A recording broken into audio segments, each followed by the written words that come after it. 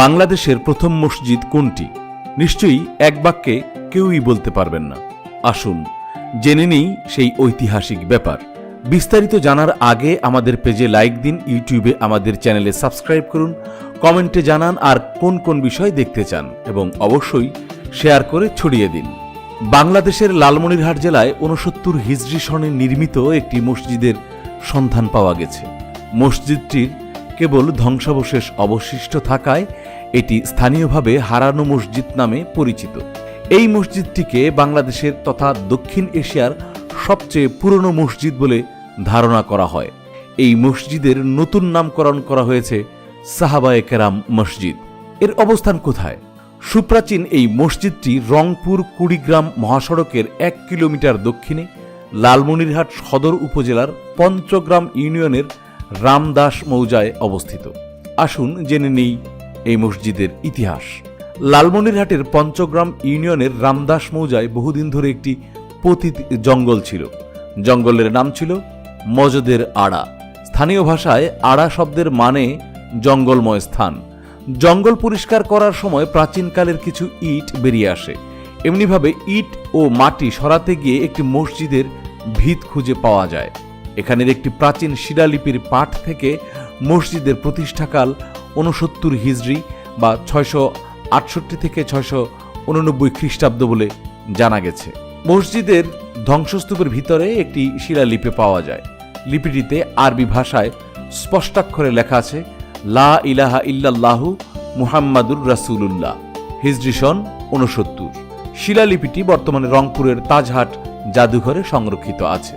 ১৯৮৭ সালের প্রথম ভাগে স্থানীয়রা সাংবাদিক ও গবেষকদের কাছে হারানো মসজিদ সম্পর্কে অবহিত করেন। তখন শতাধিক গবেষক, প্রত্নতাত্ত্বিক ও ইতিহাসবিদ এখানে গবেষণা করতে ছুটে আসেন। টাইগার ট্যুরিজম প্রতিষ্ঠানের উপদেষ্টা টিম স্টিল লালমনিরহাটের মসজিদটি নিয়ে ব্যাপক গবেষণা করেছেন। প্রথাগত ইতিহাস অনুযায়ী ১০০০ শতকে চট্টগ্রাম অঞ্চলে সুফিদের প্রথম আগমন ঘটে।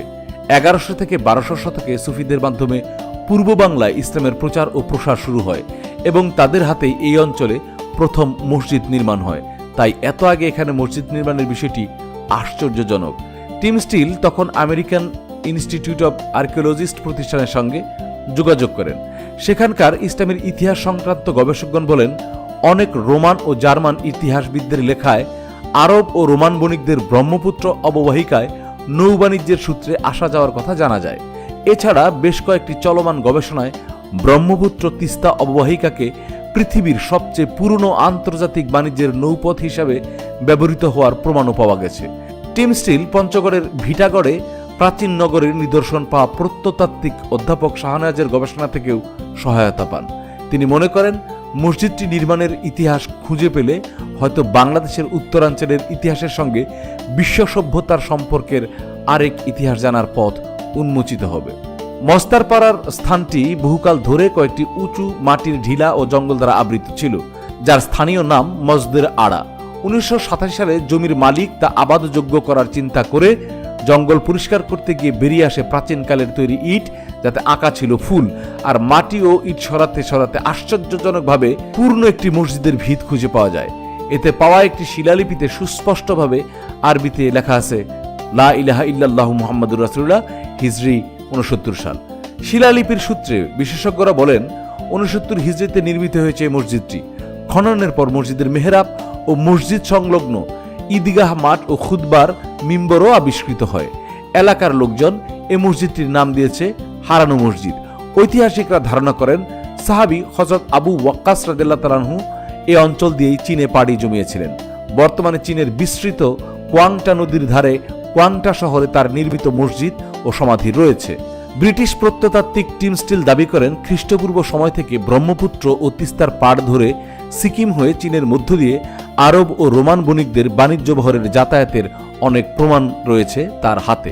এই হারানো মসজিদ হতে পারে সাহাবী আবু ওয়াক্কাস রাদিয়াল্লাহু তাআলা আনহু নির্মাণ করেছেন। আমাদের দেশে নির্মিত প্রথম মসজিদে অন্তত ২ রাকাত নামাজ আদায়ের তৌফিক যেন আল্লাহ তাআলা আমাদের দান করেন। আমিন।